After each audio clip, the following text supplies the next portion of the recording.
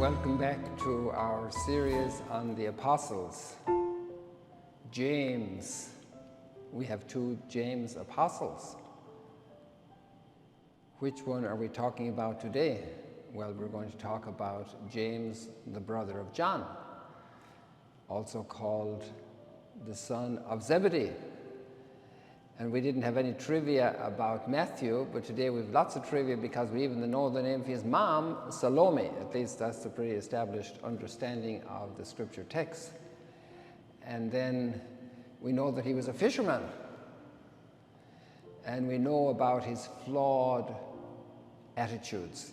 Maybe flawed character, but definitely flawed attitudes. And we'll get to those in a moment. So it's interesting that we have that family context, that he was working with his father and employees when Jesus called him and his brother. His brother was among the very first to meet Jesus as being a disciple of John the Baptist together with Andrew. And so James must have been hearing about Jesus for a while. Then we have many more little details about James. So before we go to his flawed character, or personality, or attitudes, or bad days, we can see that Jesus took him into extraordinary intimacy with him. And that's why we're in this chapel, because there are some moments in Jesus' personal life and ministry to which he only admits three apostles: Peter, James, and John. And one of those famous moments is the Transfiguration, where he can also witness Moses and Elijah speaking with Jesus, and the cloud and the voice from heaven. And there's also that incredibly special moment of Gethsemane, where Peter, James, and John are invited by Jesus to be very close to him. But there's also a very dramatic moment in the public life which we see depicted in this beautiful mosaic here in Magdala, in this chapel of Jairus and his wife and their daughter, and that famous miracle word of Jesus, Talitha koum, little lamb, get up. And only the three of them were admitted with the girl's parents to this miracle of the resurrection. So there we see how Christ blesses souls personally. Each one individually receives very special graces that they need. And Jesus has a big plan. Now, some of the evangelists didn't speak much, and some spoke a lot.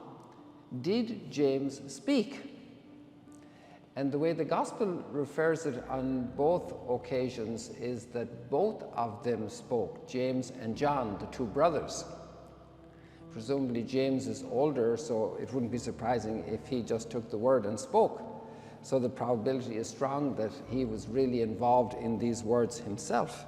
So I'd like to get there for you. Grant us to sit, one at your right hand and one at your left in your glory.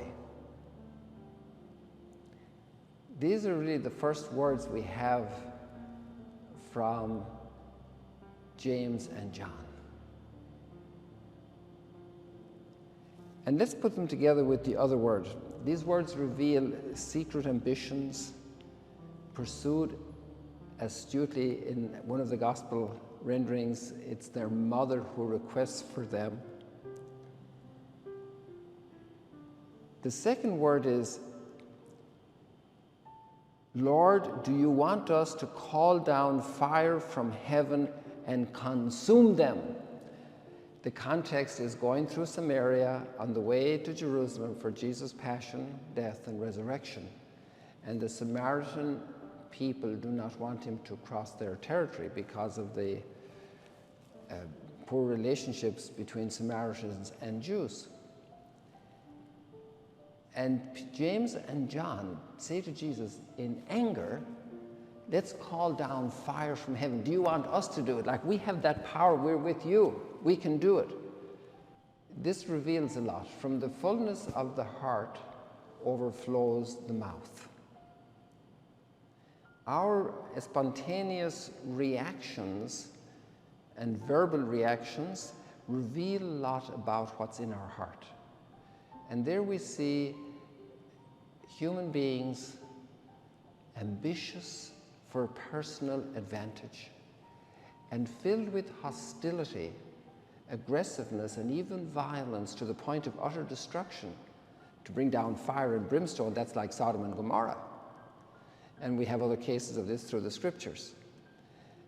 So this attitude in James's heart. What kind of a guy is James? And he is living with Jesus for the entire public life. And then he's blessed with the apparitions after the resurrection. And as a fisherman, he's there in the morning for that big miracle in Galilee with 153 fish. And then we go on to find James in the Acts of the Apostles, the first martyr among the apostles. Come back to part 2.